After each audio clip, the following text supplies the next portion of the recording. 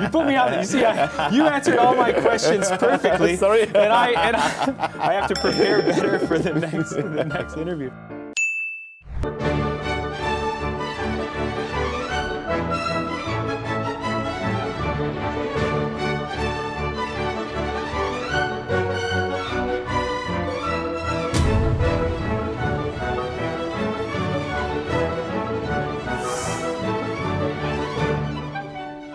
Welcome to another episode of Nice to Meet You, the program where I sit down with guests of the KBS Symphony Orchestra and talk about the programs that we will be playing together. Conducting debut at the age of 21 with the Hamburg State Opera. Since then has conducted all over Europe as well as Asia and my home country of America with the National Symphony Orchestra in Washington, D.C., as well as the Metropolitan Opera. So I would like to welcome to the show now Maestro Cornelius Meister. Thank you so much for being with us, and welcome to KBS Symphony Orchestra. My great pleasure. Thank you for the invitation. Yes, I saw that. It is 778. Yeah, and I wondered which was the 777th. Oh yeah, right. It was. It was. They did a nice montage. It was with Maestro Eschenbach. Ah, really? Right. It was 707. It's difficult to say. 777. Have you spent any time in South Korea professionally or vacation-wise? Is this your first time, or give us kind of the background there? Actually, it is my first time. I spent 29 years ago, maybe 1 hour at the airport to change. Okay, I see, yes. No, it is my first time, and but I love the country, the culture. My brother's wife is Korean, so I have some feeling, some very warm feeling for Korean culture. And Sure. Oh, wonderful. Well, welcome and congratulations. This is the debut performance in Korea. We're happy that we can share it with you. I wonder if you can just give us your kind of character sketch of the man, Anton Bruckner. I like that question very much because Bruckner is one of those persons who have such a variety of, let's say, character details. Of course, he was the professor for a contrapunct, so a counterpoint, a man of great knowledge, musical knowledge. And he was the one who was able to compose the most complicated folk chorals and church music. But I also read that he made 9 proposals to marry. All of them were denied, including his cleaning lady. He was shy man. Yeah, if you hear his powerful music, you wouldn't expect that in his inner heart, sometimes very lonely and a very shy person. I mean, his works are so monumental and giant. But so. not only. Sure, not yeah, only, there's maybe that timidness. We find that timidness in there too. And this, in my opinion, is always at least once in every symphony very clear. In the 7th, it is the trio of the 3rd movement.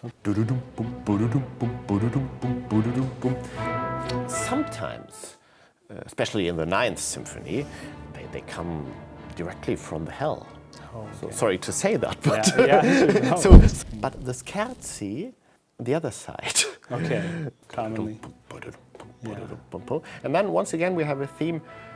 Be, ba, ba, ba, ba, ba. Easy intervals. Sounds very archaic, old. So it is romantic music, but there are always quotations and things which could have been composed 200 years before. Oh, wow. Okay.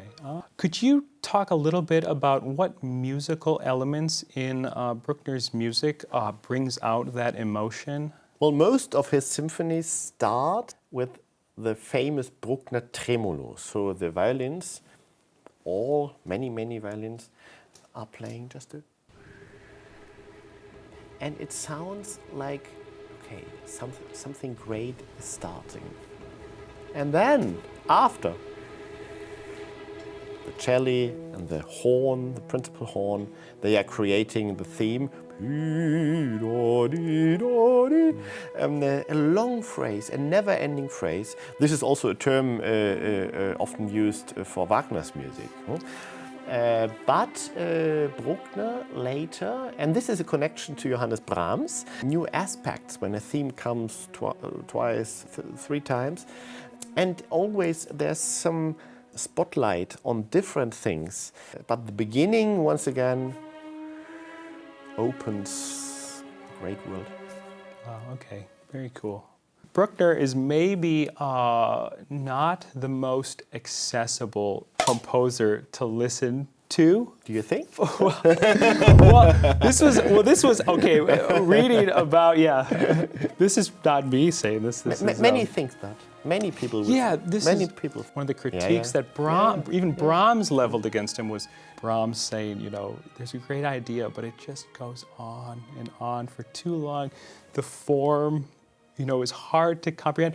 Actually, whenever I conducted Bruckner, after the symphony, the audience was always something for a month or for a year. Wow. It was always a huge, deep input.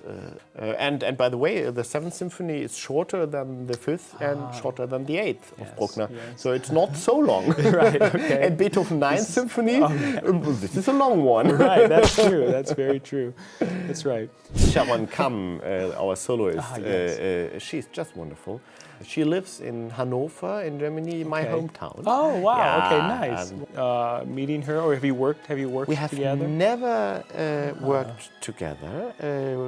We got to know each other 25 years ago or something like that. Okay. Or maybe 20. And I always waited for finding some place. Yeah. And here in Seoul, it will happen. I'm really looking forward to making music with her and with the wonderful KBS Symphony. Thank you for coming, and thank you to all of our viewers and subscribers. Until next time. I have a question too. Oh yeah, sure. Oh, go Where ahead. do I get the best food here? The best food? Ooh, that's a really good question. Because there's too much best food. Oh I know. It's everywhere. Yeah, there's so much. We'll find you the best. You put me on. You see, you answered all my questions perfectly. Sorry. And I have to prepare better for the next interview. We'll find you some great spots to eat for sure. Don't forget to like and to subscribe our wonderful YouTube channel.